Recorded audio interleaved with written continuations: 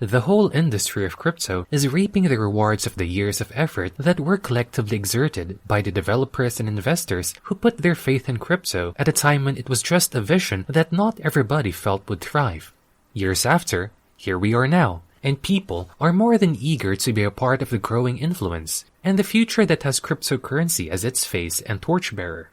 But it is not always a beautiful picture in this industry, because in the plethora of people who want to make it work, there are, unfortunately, people and entities who will try to hamper the developments in the industry. When the people's right to choose and freedom of financial liberty are put to a halt, what will become of the whole crypto market?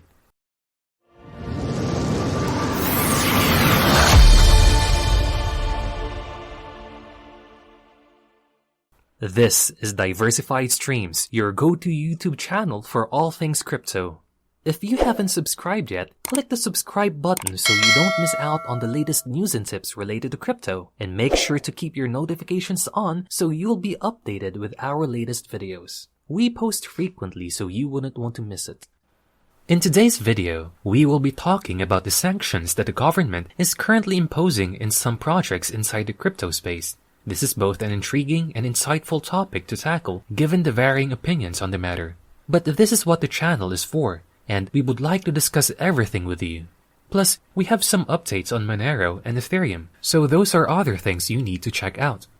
This whole discussion on whether the government has been fair in the sanctions and just the general presence that they emanate within the crypto community has been a subject of various speculations, but it has grown intense in the past week due to the news with Tornado Cash. If you have been watching our past videos, you would know what we are talking about. People are thinking that the steps undertaken by the government might potentially open doors for threats concerning the speech and privacy rights of the people who are involved in the market.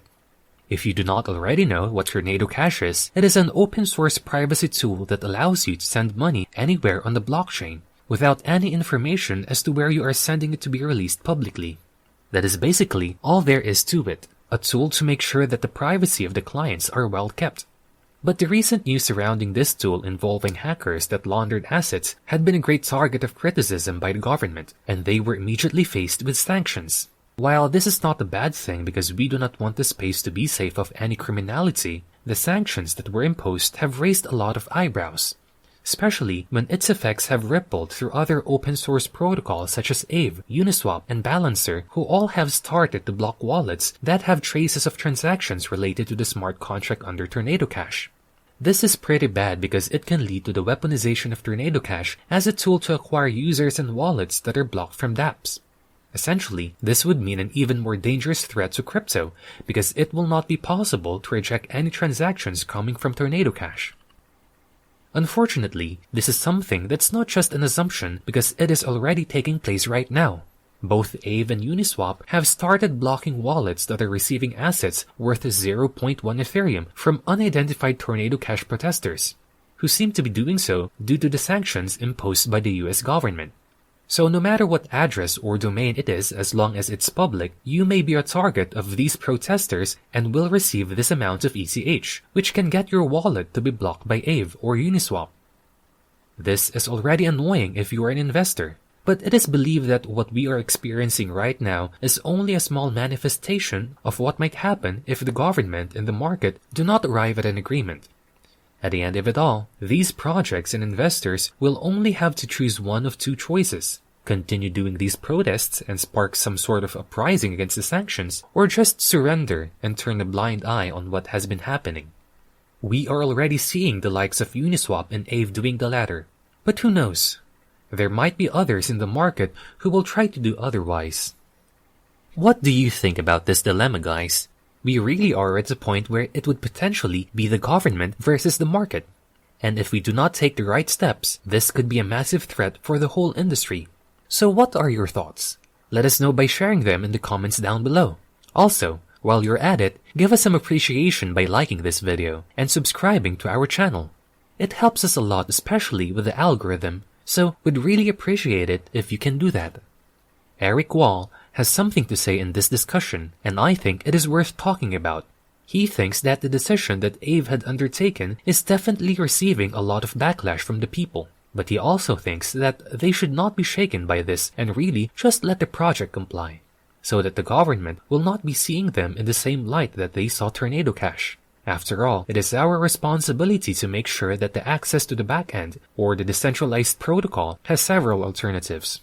And this is something that can be done even without the participation of Aave's services. According to Wall, we only need to be a bit aggressive if the backend itself is censored. Otherwise, it should be good.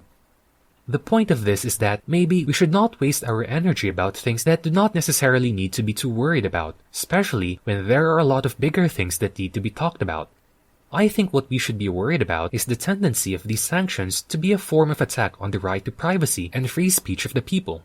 But the industry did not go unprepared for these types of things, given by the fact that there are projects who are still quite big into this whole decentralization process even when things like this happen. It is sad though, because the damage has already been done for Tornado Cash, and now their Ethereum token is already down by 50% after all the sanctions that have been enacted on them. Following this, Tornado Cash DAO has also decided to shut down because of apparently not having the will to put up a fight with the US government, mainly because of the fear that they might be prosecuted. I know you're aware of the arrests that have been happening in the industry, especially involving people who are just writing open source codes.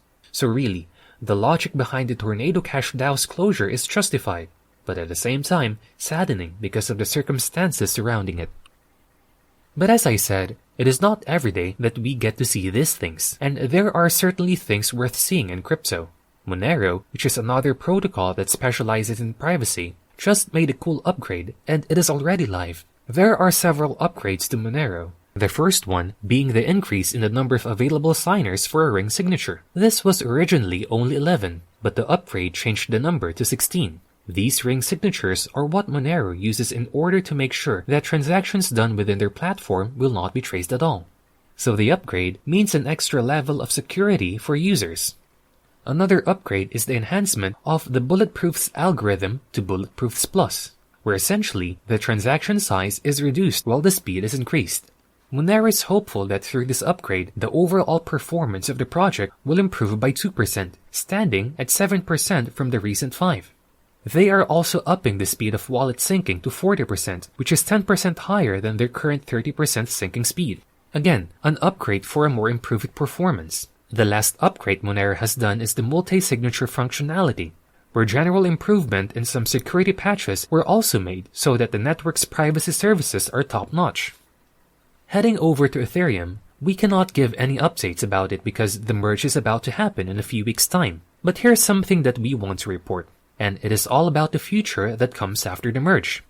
So Starknet, zkSync, Polygon, zkEVM, and Scroll are 4 of the best zk rollup projects building with Ethereum Virtual Machine, or EVM compatibility. These projects are trying to get the best seats in the future of Ethereum by assessing throughput, cryptographic proofs, and levels of EVM compatibility in order to know how efficient they are as zk rollups, especially when they are proving to be the big thing that will happen after the merge. All the more reason to be bullish on Ethereum, and really a great thing we are all excited to see unfold. And that's the end of today's video. I hope you found this video both insightful and entertaining. If you like watching content related to all things crypto, give us some appreciation by liking this video and subscribing to our channel. And make sure to have your notifications on so you'll be updated of our future uploads. This has been Diversified Streams. Thank you for tuning with us today, and see you in our next videos.